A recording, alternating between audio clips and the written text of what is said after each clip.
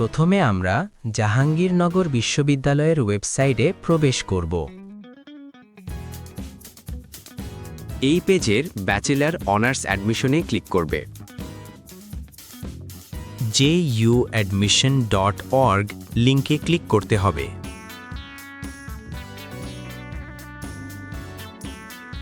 প্রবেশপত্র ডাউনলোডে ক্লিক করে লগইনের এই বক্সে আবেদনকারীর মোবাইল নম্বর এবং পাসওয়ার্ড লিখে লগইন করতে হবে।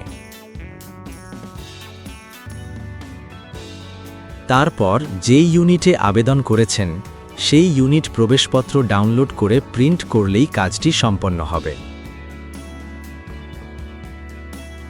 আমরা জাহাঙ্গীরনগর বিশ্ববিদ্যালয়ের প্রবেশপত্র ডাউনলোডের বিষয়টি দেখানোর চেষ্টা করেছি মাত্র।